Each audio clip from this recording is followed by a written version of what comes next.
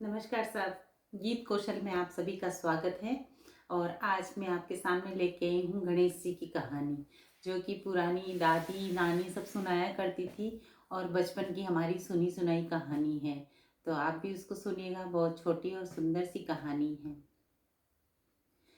एक बार गणेश जी ने अपना रूप बदला और छोटा बच्चा बन के और चिमटी में चावल और चमचे में दूध लेके और पूरे नगर में घूमने लगे और बोलने लगे कि कोई मुझे खीर बना दो, कोई मुझे खीर बना दो। तो लोग देख रहे कि छोटा सा बच्चा मजाक कर रहा है, कोई तो हंस रहे थे, कोई ने पूछ भी लिया कि ये इतनी सी चम्मच में दूध और चिमटी में चावल से कोई खीर बनती है क्या। तो गणेश जी हंस के आगे बढ़ दिए।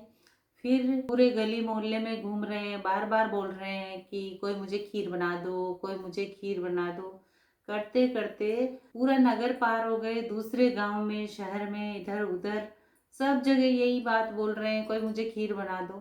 सुबह से शाम हो गई।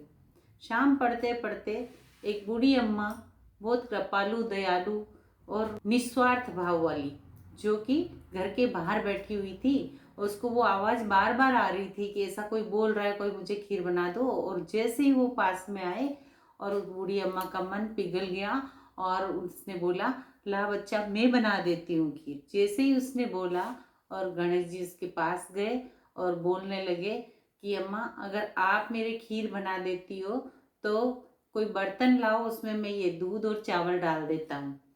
तो बूढ़ी अम्मा ने क्या किया, अंदर जाके दो कटोरी लेके आई। तो जैसे कटोरी देखी और वो गणेश जी ने बोला कि अम्मा, जितने घर में बड़ा बर्तन हो उतना बड़ा बर्तन लेके आओ, ये कटोरी नहीं चलेगी।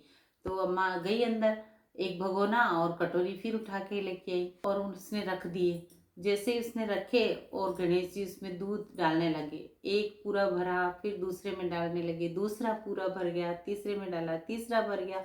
ऐसे करके चार पांच जो थे उनमें चार में दूध पूरा भर गया, फिर दो में उन्होंने चावल को भर दिया और वो फुल फुल भर गए। तो वो बोलने लगी, उसका मन इतना मतलब गदगद होने लग गया अंदर ही अंदर कि ये कोई चमत्कार से कम नहीं और ये चमत्कार ही है। तो वो बूढ़ी अम्मा बोली, इतने को करूंगी क्या। बोले, पूरे नगर को नूत देना और मैं अभी नहा कर आता हूँ और मैं आके फिर भोजन करूंगा, मैं आके खीर खाऊंगा। तो उसने मतलब बड़ी खुशी खुशी से ले जाके चढ़ाया और खीर बनाने लगी। खीर पूरी अच्छे से बना ली उसने सारे भगोनों में। और बनाने के बाद उसने एक एक घर में न्योता देने गई वो, जब तक गणेश जी नहाने चले गए।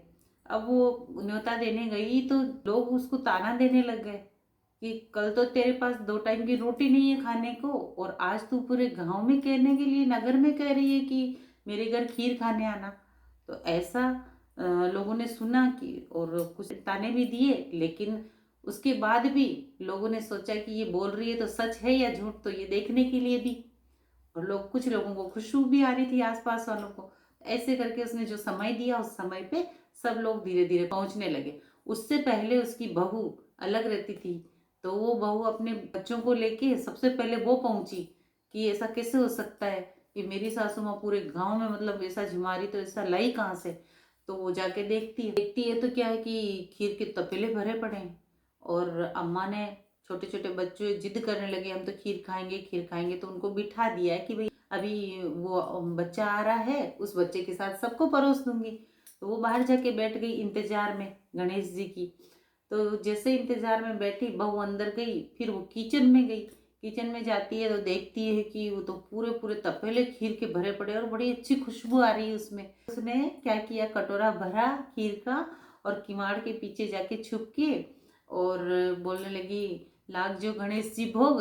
और वो तो लेके और पीने लगी और उस पीने से पहले ही दो चार बूंदे खीर की नीचे गिर गई और वो गणेश जी को भोग लग गया।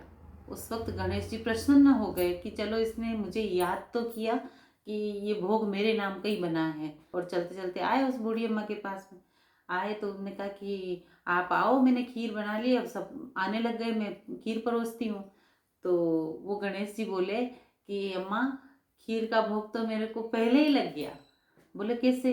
वो तुम्हारी बहू जो अंदर गई है वो कटोरा भर के पीने लगी और उसने बोला कि लाग जो गणेश जी भोग, और मुझे तो भोग लग गया, अब तुम खुद भी खाओ और बच्चों को भी खिलाओ और पूरी नगरी वाले को जिमाओ। बुढ़िया ने ये पूछा कि अब मैं खिलाऊंगी तो सही, लेकिन बच जाएगी तो मैं क्या करूंगी। तो उन्होंने कहा कि जो खीर बच जाए उसके वो 4 तपेले जो है वो चारों दिशाओं में घर के रख देना। तो बुढ़िया ने ऐसा ही किया। जिमाने के बाद कुछ कुछ बच गई थी उन तपेलों में, तो उसने चारों दिशाओं में, चारों कोनों में अपने घर के रख दिए। जब रखने के बाद वो शांति से सो गई और सुबह फिर वापस अमृत वेला में उसकी नींद खुली एकदम से, और खुशी खुशी जैसे आंखें खोली तो उसको दूर से तपेला झगमग कर रहा दिखा एक। तो वो उठ के जब देखने गई तो वो चारों भगोने के अंदर हीरे मोती जवाहरात सब बन गए वो। तो बुढ़िया एकदम से इतना पसीज गई थी कि ये भगवान ने आके ही मुझे सब कुछ दिया है और आज मेरी दरिद्रता दूर हो गई है। इतनी दयालु कृपालु जो बुढ़िया थी, उन्होंने भगवान को प्रसन्न किया तो भगवान ने भी उसको राजी किया।